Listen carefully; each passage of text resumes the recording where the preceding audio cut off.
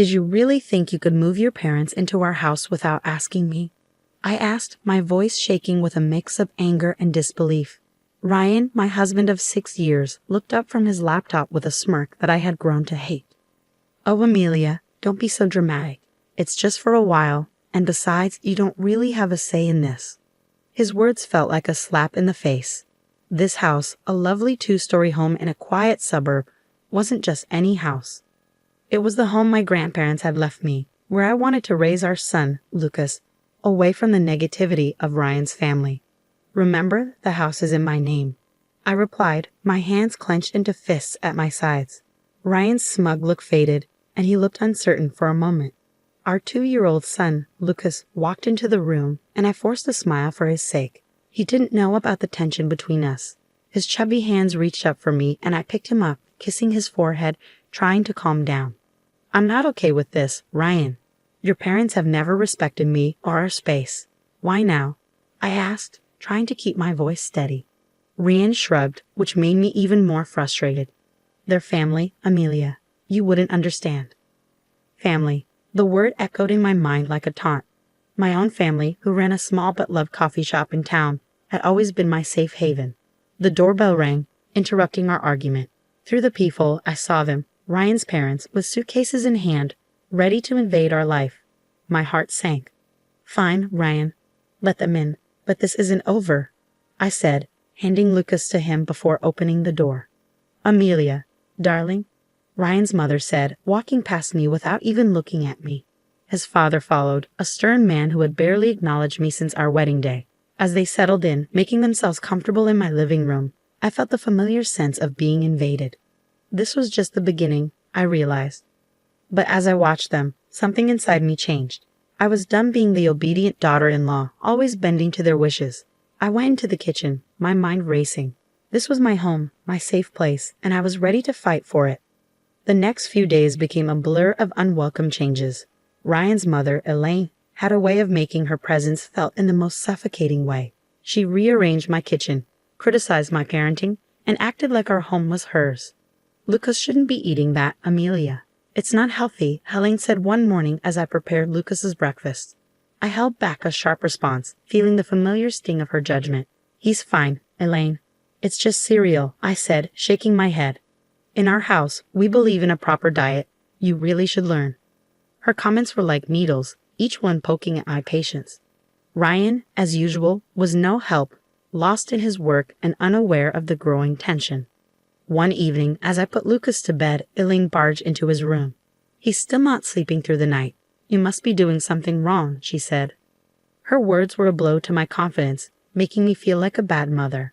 I'm doing the best I can, I snapped, unable to hold back my frustration. Your best isn't good enough. Maybe if you had a real job and some structure in your life. I felt a surge of anger. This is my house, Elaine.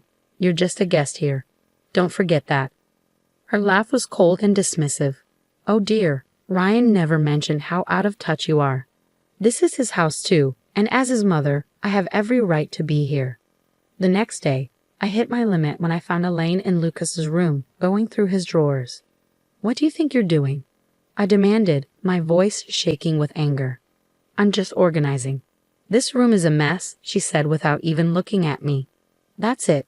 I want you out of my house now, I shouted, feeling a mix of anger and desperation.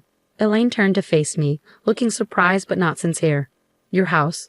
Oh, sweetie, you're just the wife. This is Ryan's house too, and he wants us here. I stormed out of the room, overwhelmed by thoughts. Ryan's betrayal, Elaine's intrusion, and how they ignored my feelings. It was all too much. I was tired of being pushed around and having my home taken over by people who didn't respect me. That night, as I lay in bed, I started to make a plan. I was going to take back control of my life, my home, and my son's future. Ryan and his parents had crossed a line, and they needed to understand that I wouldn't be their doormat anymore. The fight was just beginning, and I was ready. A few days later, during a tense dinner, Ryan dropped a bombshell. My parents need to stay with us longer. Their house is being renovated, he said casually, as if it were no big deal. I felt my blood boil. Longer? Ryan, we never even talked about them staying here in the first place. He shrugged, avoiding my gaze. It's just for a few more weeks. What's the big deal? The big deal is that your mother treats me like an outsider in my own home, I shouted, my frustration boiling over. Elaine, overhearing us, jumped in with her usual condescending tone. Amelia, you're overreacting. We're family. You should be more accommodating. Their words only made me more determined. I wasn't going to let them walk all over me anymore. It was time to fight back. The next morning, I called my brother Alex, who had always been my support. They're taking over my life, Alex. I can't handle it anymore, I said, trying to hold back tears. Alex's voice was strong and encouraging. Amelia, you need to stand up for yourself. Don't let them bully you. It's your house, so you make the rules. His words gave me the push I needed. I decided to confront Ryan, but this time, I would be ready. I gathered proof of Elaine's overbearing behavior, the messed up kitchen, the disturbed routines, and her constant belittling comments. The day of the confrontation arrived. I waited until Elaine and Ryan were in the living room. We need to talk. Now, I said, keeping my voice steady even though I was furious inside. Ryan looked up, surprised. What's this about, Amelia? He asked. It's about your parents, Ryan. Their constant interference and disrespect for my boundaries have to stop today, I said, holding up my list of complaints. Elaine scoffed. This is ridiculous. We're just trying to help. Help? By undermining me at every turn? By treating me like I don't matter in my own home? I shot back, my anger clear. Ryan shifted uncomfortably. Amelia, they're my parents. We can't just kick them out, he said. No, Ryan. They're guests in my home, and they've stayed too long. Either they leave, or I do with Lucas, I said firmly, my determination clear. The room fell silent, and the weight of my words hung in the air. I saw the realization in Ryan's eyes, but it was Elaine who spoke first. You wouldn't dare, she hissed, losing her calm demeanor. Watch me, I replied, my voice steady with resolve. That night, Ryan's parents packed their bags. As they left, Elaine gave me a bitter look. You'll regret this, Amelia, she warned. But as the door closed behind them, I felt a huge relief. It was the first step in taking back my life, and I was ready for whatever came next. After Elaine and her husband left, the house was eerily quiet. Ryan's attitude turned cold and distant, and he barely interacted with me. I found comfort in the peace of my home and the happy laughter of Lucas. One evening, as Lucas played with his toys, Ryan said, I have to go on a business trip. I'll be gone for a few weeks. His tone was indifferent, as if his career mattered more than our troubled relationship. Fine, I replied shortly, hiding my relief at the thought of his absence. After Ryan left, the house felt different, almost freeing. I began to undo the changes Elaine had made, each small fix feeling like a win. But everything changed when I found a series of emails on Ryan's laptop, which he had left open. They revealed an affair, an ongoing betrayal that hurt more than his mother's denied comments. I was filled with anger, pain, and a deep sense of betrayal. It was time for Ryan to face the consequences of his actions. I started planning carefully, making sure that Ryan and his family would be held accountable for their deceit and manipulation. The first step was to get my financial and legal affairs in order. I contacted a lawyer, explained my situation, and began the process of filing for divorce. Next, I focused on the house, which represented my grandparents' legacy and my independence. I called a real estate agent. I want to sell the house quickly and quietly, I told her. The real estate agent looked surprised but noticed the urgency in my voice. Are you sure about this, Amelia? It's a big decision, she said. I've never been more sure of anything, I answered, feeling strong and determined after the betrayal. The house went on the market, and within days, offers started coming in. The thought of Ryan coming back to find he had lost his control over everything gave me a grim satisfaction. During this time, I reconnected with my family, finding strength in their support. We're here for you, no matter what, my father told me. As I watched Lucas play, unaffected by the chaos around him, I made a quiet promise to protect his happiness no matter what. Ryan's return was approaching, but I was no longer the woman he had left behind. I was ready to face him, equipped with the truth and a plan to take back my life. When the day came for Ryan to return, the tension in the air was thick. I had imagined this moment many times, and although I was prepared, my heart raced as I heard his key turning in the lock. Amelia, I'm home, Ryan called out, his voice echoing through the now changed space. I walked out of the kitchen, standing tall. "Welcome back, Ryan. We need to talk," I said firmly. He looked around, noticing the changes I had made. "What's going on?" "The house looks different." I stayed calm. "I sold the house, Ryan. It's no longer ours." His face showed shock and anger. "You did what?" "You can't just sell our house without telling me," he argued. "It's my house, Ryan. And after what I found out, I don't think you get a say anymore." I replied, my voice calm but filled with anger. He scoffed, trying to hide his surprise. "What are you talking about?" "The affair, Ryan." "I know everything," I said, watching as his calm act fell apart. He tried to deny it, but it didn't last long. "Amelia, it's not what you think," he begged. "I think it's exactly what it looks like.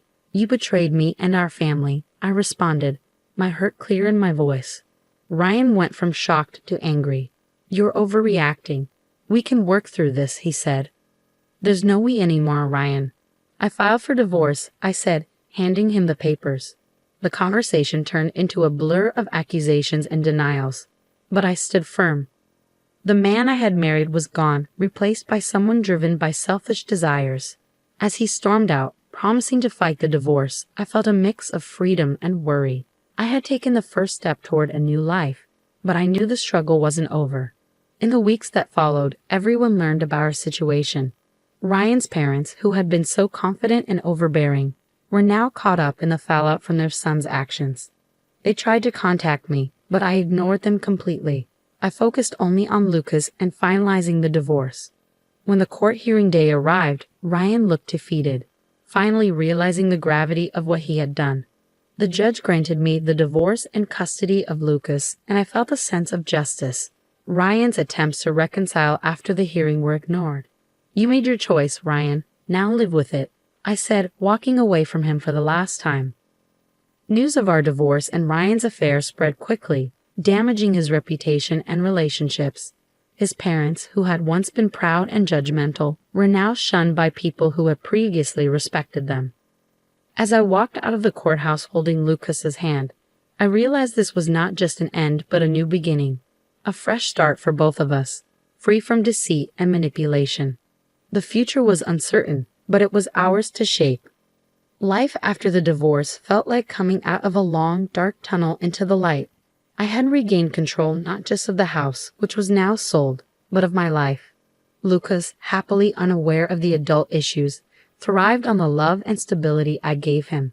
My days were busy but satisfying, focused on rebuilding our lives and managing the coffee shop, which had become my safe haven. Still, the shadow of Ryan and his parents lingered.